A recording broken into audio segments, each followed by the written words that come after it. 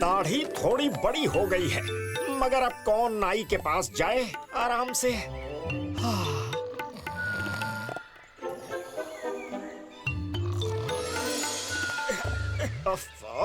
अरे कोई है क्या? जल्दी इधर आओ।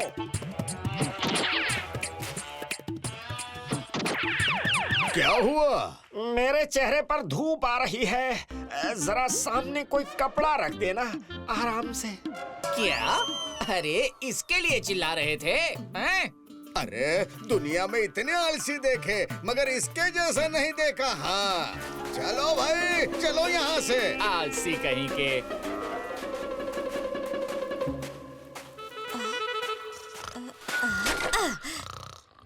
ये पैर उदंका सेठ के यहाँ गिरवी रखकर कुछ पैसे क्यों नहीं ले आते? क्योंकि ये तुम्हारे किसी काम के तो रहे नहीं। अब भोजन लगा रही हूँ, उठने का मन हो तो उठकर खा लो। अरे खाना लग गया है, खाना है कि नहीं?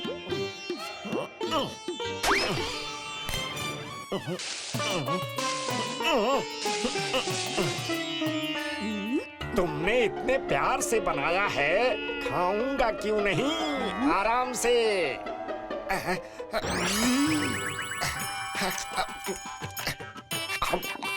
हाँ, मजा आ गया।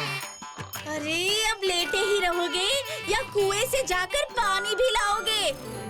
तुम्हें पता भी है कि कितनी गर्मी पड़ रही है। एक भी कुआं नहीं बचा जो सूख ना गया हो आराम से। अच्छा, आकाश निहारते निहारते तुम्हें कुएं का पता चल गया। वाह वाह वाह वाह। चलो कुएं से तो नहीं, कम से कम तालाब से तो पानी ले आओ। हाँ? क्या कहा? तालाब से?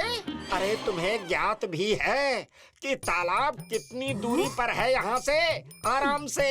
हाँ हाँ, तुम्हारी जैसे इच्छा हो, जैसा पानी हो वो ला दो बस।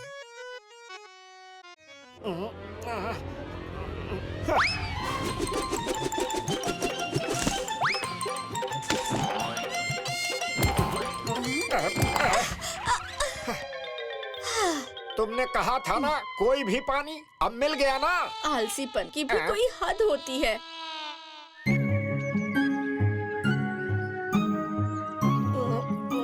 अरे शाम हो गई, सब आ चुके होंगे।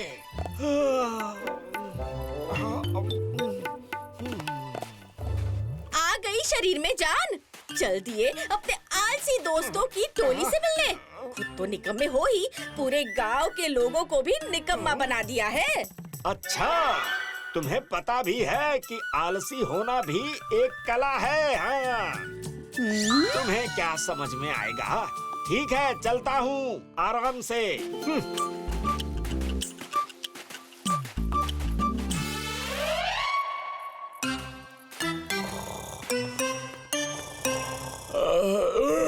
अरे ब्रिज भैया, आइए आइए, बैठिए। अरे रहने दो, अब कौन बैठने के लिए नीचे झुके आराम से। वाह, क्या आलसी बात कही है।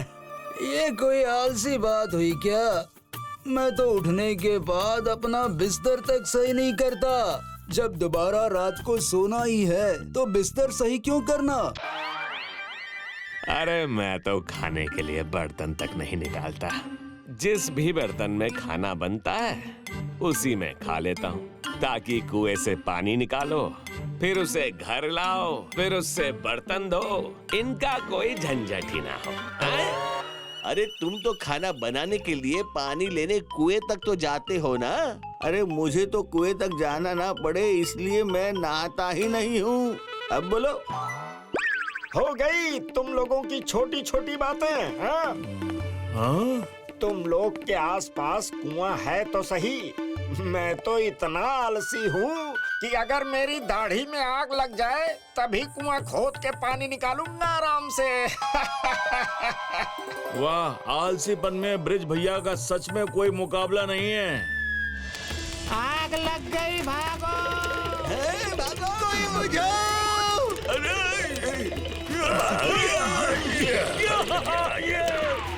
कोई पानी लाओ। लगता है गांव में कुछ हुआ है। अरे कुछ नहीं हुआ होगा, कोई मदारी वाला आया होगा या फिर संपेरा। हाँ तो हम लोग क्या बात कर रहे थे आराम से। कोई बुझाओ! अरे ये एकाएक इतनी गर्मी क्यों बढ़ गई भाई? गर्मी मुझे तो नहीं लग रही।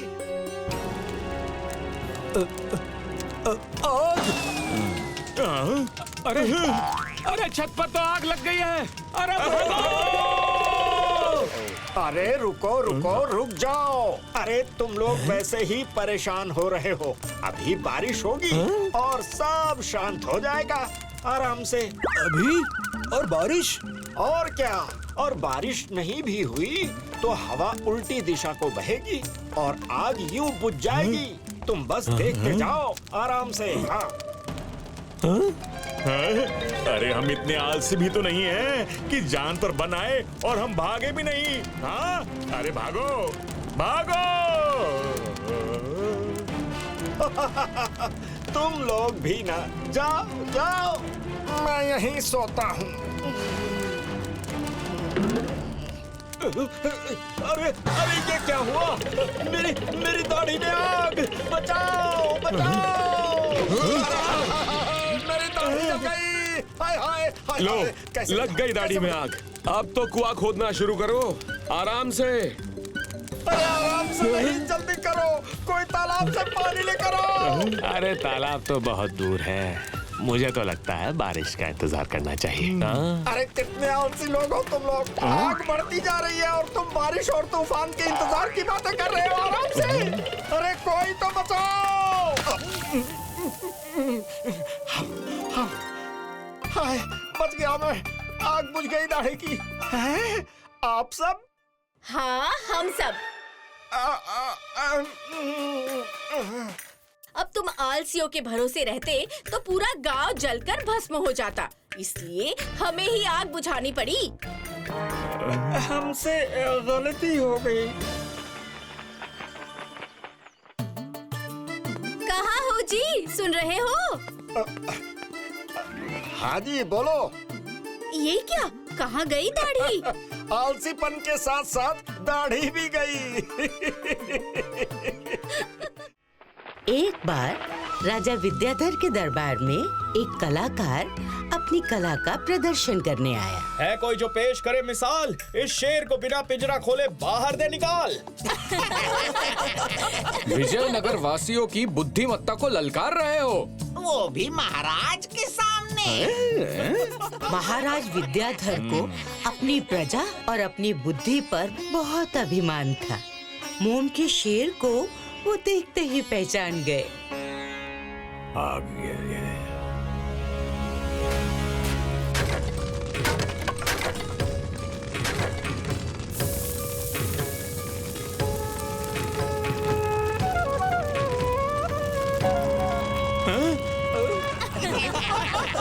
तुम्हारे मोम का शेर पिंजरे के बाहर है कलाकार।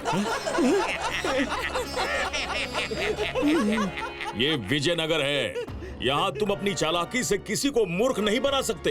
अब जनता तय करेगी कि हम तुम्हारे साथ क्या करें। क्यों कलाकार, मिल गया जवाब? जवाब नहीं, इसको तो सजा मिलनी चाहिए, सजा। हाँ, सजा मिलनी चाहिए।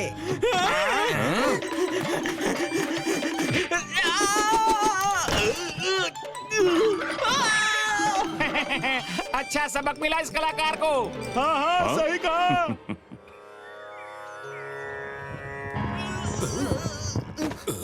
तुम्हारी ये अवस्था किसने की बालक? राजा विद्याधर ने गुरुवर। उन्हें अपनी और अपनी प्रजा की बुद्धिमत्ता पर बहुत घमंड है। किसी कलाकार का ऐसा अपमान कोई राजा करता है क्या?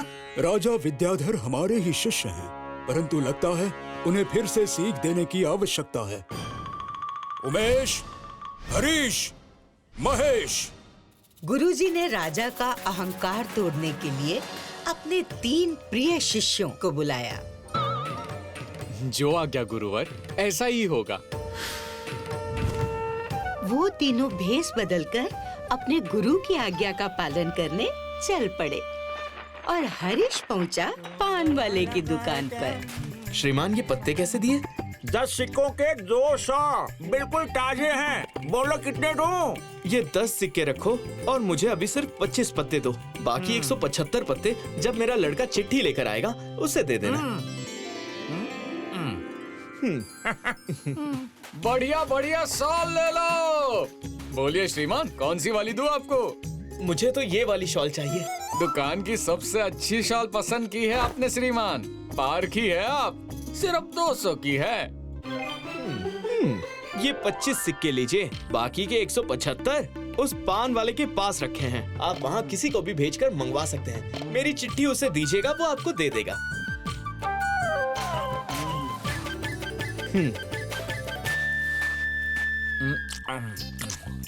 लड़का पान वाले के पास पहुंचा। चिट्ठी देखते ही वो बोला, हाँ हाँ, वो श्रीमान अभी कुछ देर पहले मेरे पास आए थे। मैं भोजन कर लूं, उसके बाद आके ले जाना। मैं गिनकर पूरे 175 रख दूंगा। हाँ। लड़के ने वापस आकर अपने सेठ को बता दिया।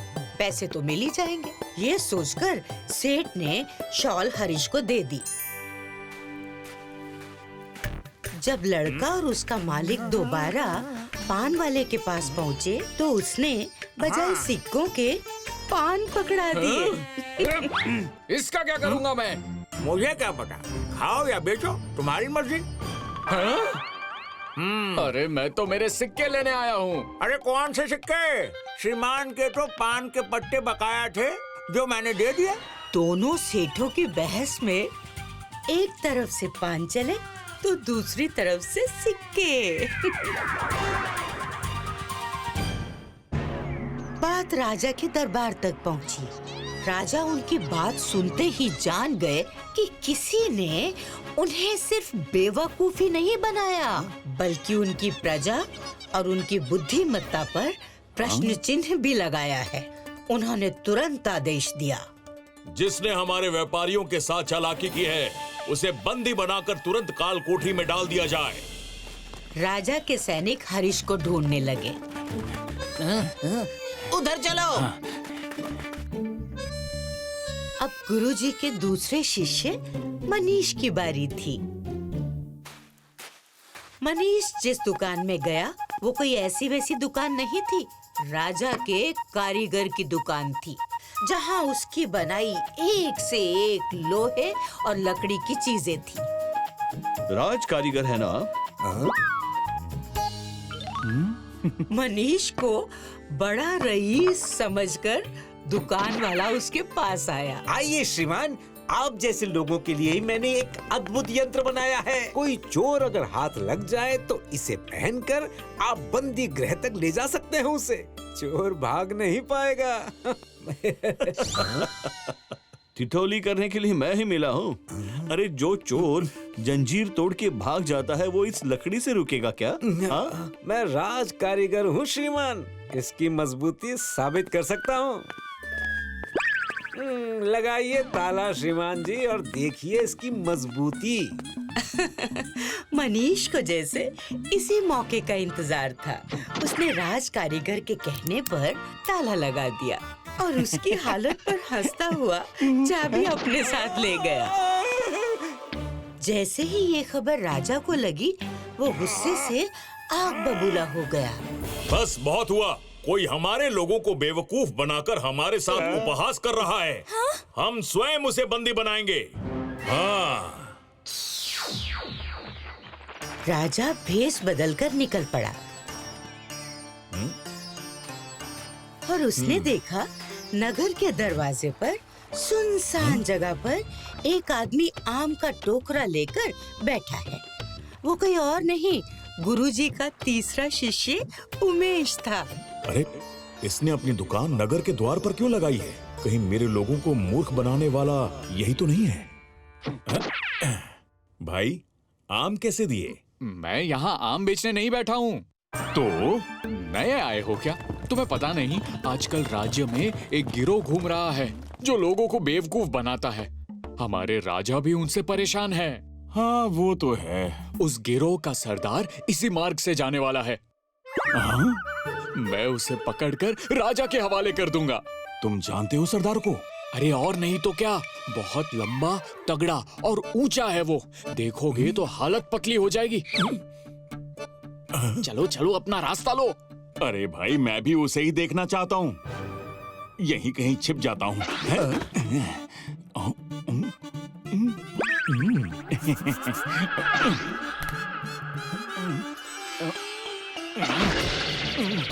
अरे तुम ऐसे ही नाचते रहोगे तो मैं उसे पकड़ नहीं पाऊंगा।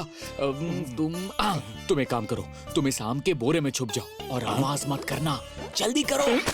राजा उमेश की बातों में आकर बोरे में छुप गया और उमेश ने बोरे को बंद कर दिया। बेचारा राजा थोड़ी देर तक तो चुप रहा, लेकिन जब बहुत देर हो गई तब उसने आवाज लगाई।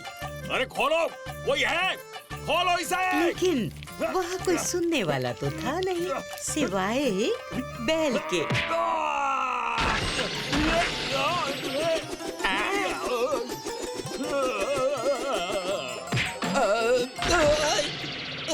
सैनिकों ने जैसे ही बोरे को खोला, हाँ, तो देखा उसके अंदर राजा था। सरदार आ गया क्या? अगले दिन दरबार में गुरुजी को अपने शिष्यों और उसी कलाकार के साथ देखकर विद्याधर हैरान हुए।